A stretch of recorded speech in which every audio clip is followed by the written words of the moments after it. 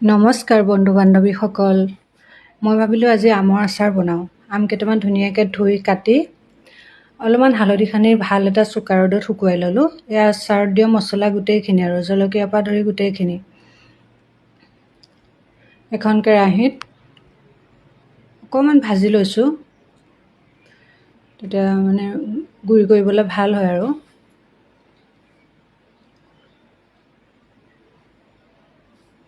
মইনো কেনেদৰে বনাওঁ আপোনালোকক বোলো অকণমান দেখাওঁ। ভাল হ'লে লাইক কমেণ্ট কৰিব। তাৰপিছত এখন লোহাৰৰ কেৰাহীত মই নিমখ অলপমান ভাজি ল'লোঁ। নিমখটো ভাজি ল'লে মানে আচাৰখিনি পেনপেনীয়া নহয়, সেইকাৰণে মই নিমখখিনি সদায় ভাজি লওঁ আচাৰ বনালে।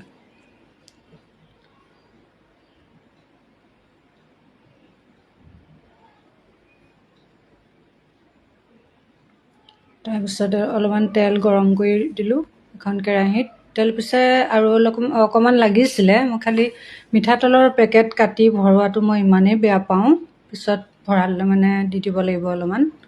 এতিয়া ইমানখিনিয়ে দিছোঁ। তাৰপিছতে মছলাখিনি অলপ ঠাণ্ডা হ'লত মিক্সিৰ বাতি এটাত দি মানে পূৰা গুড়ি নাই কৰা আৰু অকণমান গুটি গুটি হৈছে, তেনেকৈ থাকিলে আচাৰত খাই ভাল লাগে। এই ভাজি থোৱা নিমখখিনি দিলোঁ।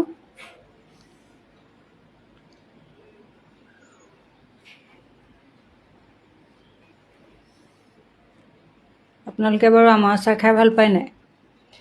এয়া মছলাখিনি দি দিলোঁ।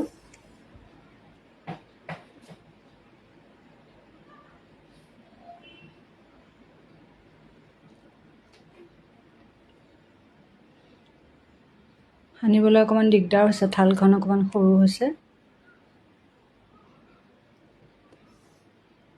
মোৰ আকৌ আমৰ আচাৰটো একদম প্ৰিয় আৰু মই আমৰ আচাৰেই বেছি ভাল পাওঁ খাই।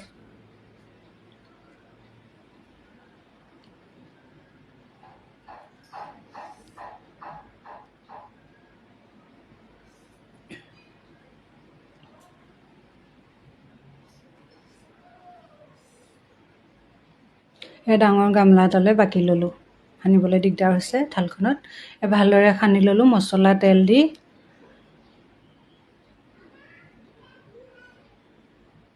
যাতে মছলাখিনি ধুনীয়াকৈ আমত সোমাই যায়।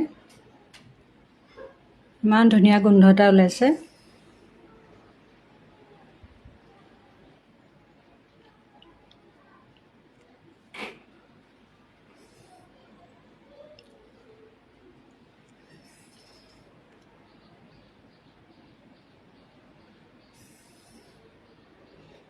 তাৰপিছত শুকান বৈয়াম এটাত ধুনীয়াকৈ ভৰাই ল'লোঁ। পূৰা এক বৈয়াম হৈ গৈছে আৰু।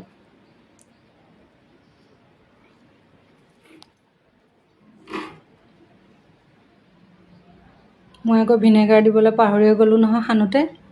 এতিয়া ওপৰত দুসাফৰমান দি দিছোঁ। চাফৰটো বন্ধ কৰি ভালদৰে জোকাৰি দিছোঁ আৰু হৈ গ'ল আচাৰ।